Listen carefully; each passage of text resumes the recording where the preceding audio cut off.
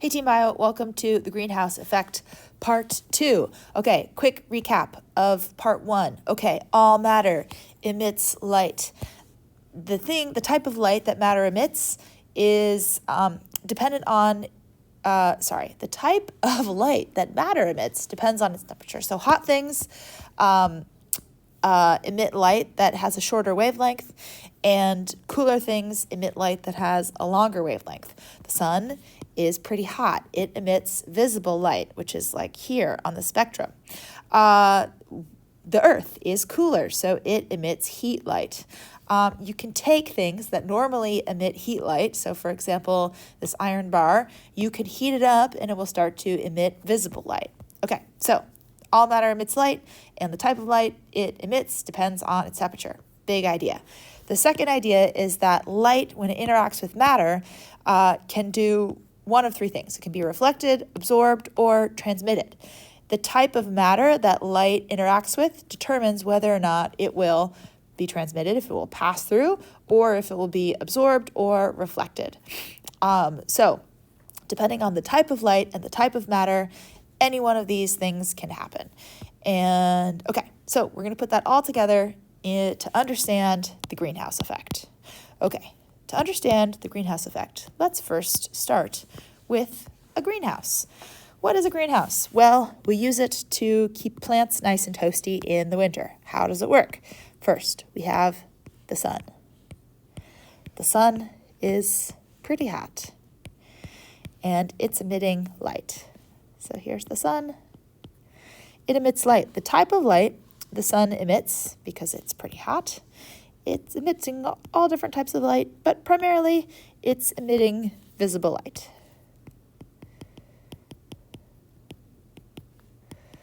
The light travels through space.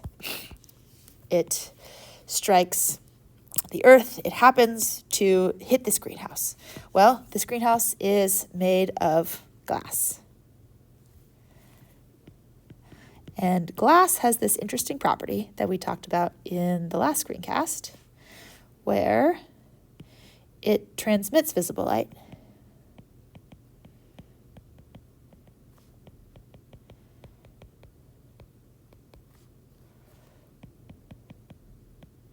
So the sunlight that is emitted from the sun just passes right through the glass into the greenhouse. Okay, the greenhouse is full of plants.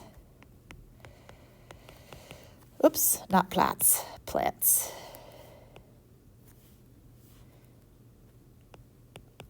Okay, the plants are going to absorb this visible light, and because plants are relatively cooler than the sun, they are going to emit a different type of light. They will emit IR light, also called heat.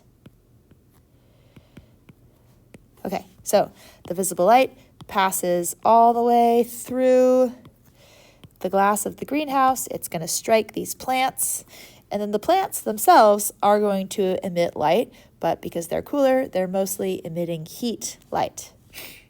So heat is going to be emitted by the plants. Okay, we told before, glass, it has this interesting property where it is going to reflect IR light, or heat. So as a result, when the plants emit this IR light, it's going to hit the top of the greenhouse, the glass, and that's just going to be reflected back into the greenhouse. It's going to be trapped. And not all of it, like some heat is going to escape the greenhouse, but most of the light, heat light, is going to be trapped by the glass. And so as a result, the greenhouse heats up.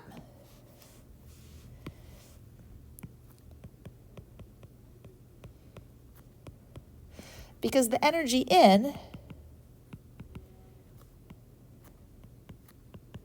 from the sun is greater than the energy that is,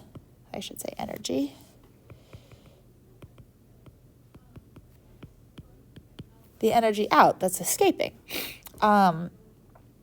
So you've probably encountered this on if you've ever gotten into a car during the day. Light from the sun strikes your car.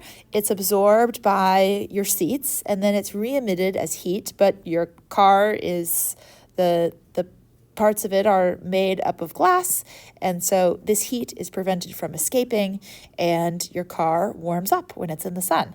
It's like stiflingly hot on a hot day in the summer, and it's like very pleasantly warm on a cold, sunny day in the fall.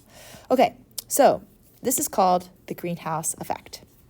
The same exact thing is happening to the Earth. But instead of glass around the Earth, we have the atmosphere. Okay, well, first of all, we start with the sun. The sun is hot. It's emitting sunlight, visible light. The sunlight passes through the atmosphere, which is mostly made up of a bunch of different gases.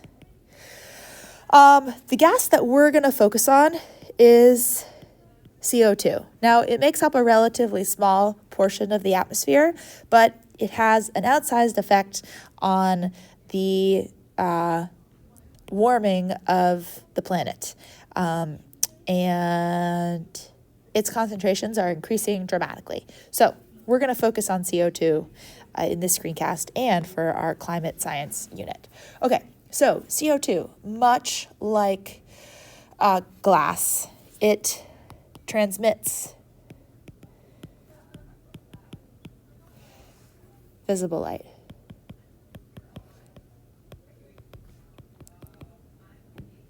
So, light from the sun is unimpeded as it travels through the atmosphere and strikes the Earth. The Earth is going to absorb this sunlight, but then it's going to re-emit heat, or IR light,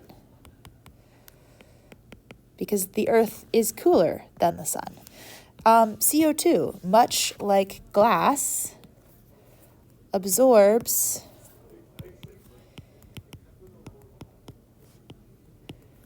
IR light. So heat can escape out into space.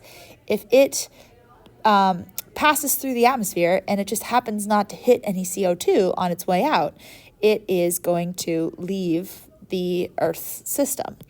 However, if it encounters a molecule of CO2, it's going to be absorbed by that CO2, and then it might be re-emitted back down to Earth, just like the glass in the greenhouse it's going to allow some heat to pass through it, but a lot of it is going to be absorbed and then re-emitted back into the greenhouse, so the greenhouse heats up.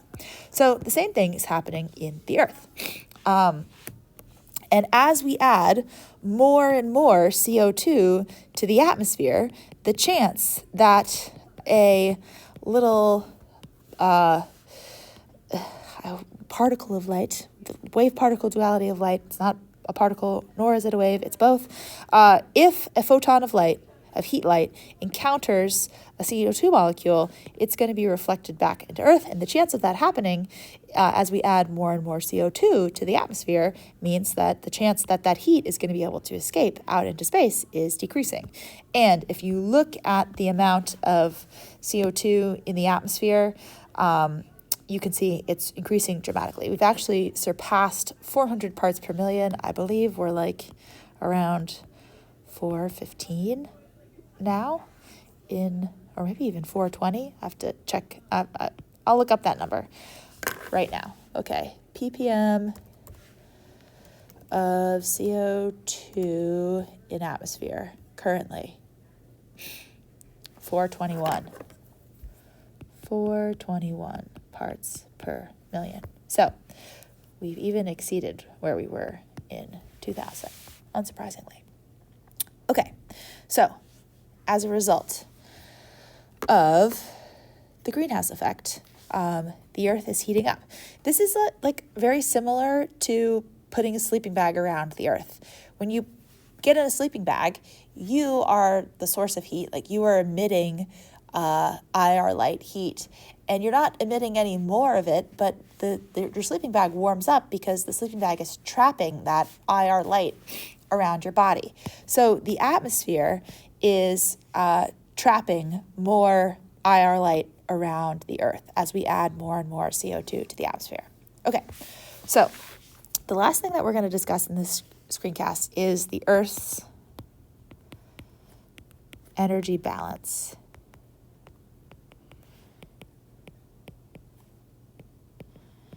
And this is something that you all understand intuitively, but we're going to give some terminology and names to it. Okay, so the energy in, if you are in energy balance, then the energy in is going to equal the energy out.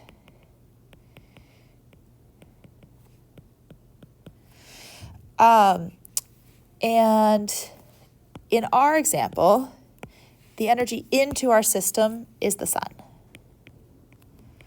And the energy out escapes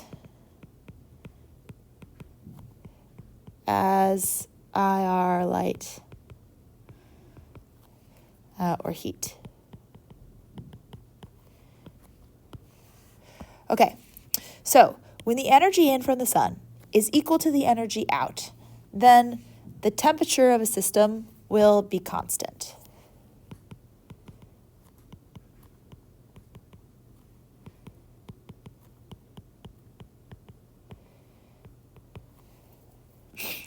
I guess I should say of Earth, because we're specifically talking about Earth here. Okay. A radiative forcing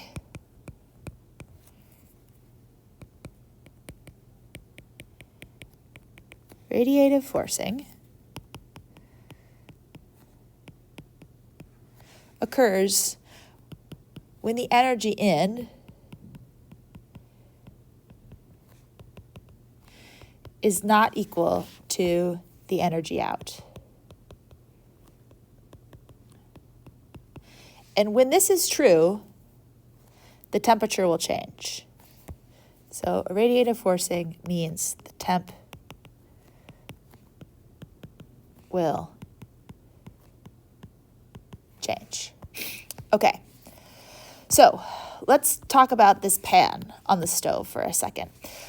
Before we light the flame, the temperature of the pan is equal to room temperature. So the pan is absorbing heat from the room, and then it's also re-emitting. We don't really think of it as re-emitting heat, but it totally is. And its energy balance is in energy balance. It's absorbing just as much heat as it is emitting. However, if we turn on the stove underneath the pan, now the energy that is going into the pan is greater than the energy that the pan is emitting. So the pan, as a result, is going to heat up. A positive forcing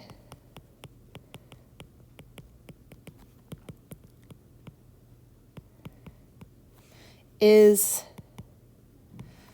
that's a horrible arrow.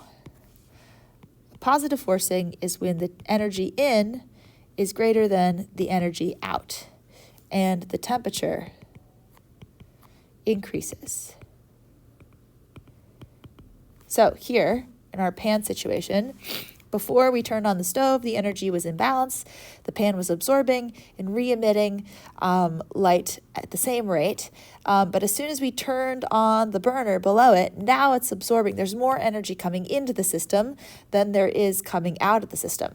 However, we're going to reach a point where the pan stops heating up. Like, you can crank this burner up as high as this baby will go, and the temperature of the pan is maybe not going to exceed like 500 or 600 degrees. It's going to be as hot as it can be.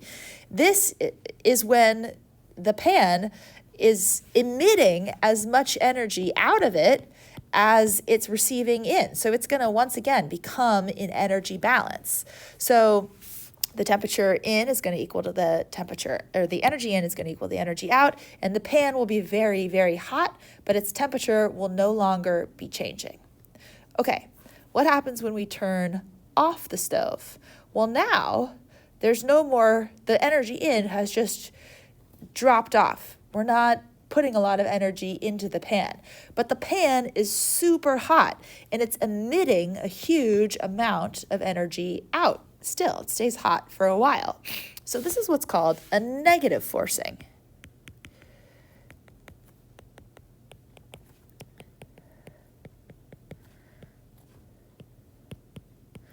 The energy in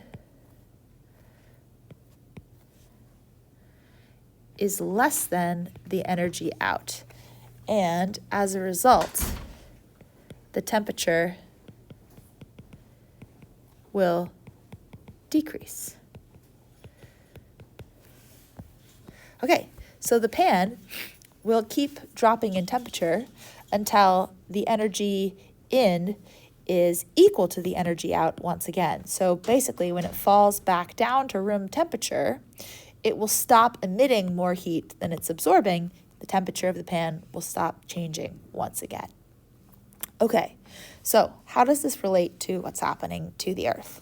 The energy that's coming into the Earth system is staying relatively constant. The energy in from the sun hasn't changed very much. It's about 340 watts of energy per square meter.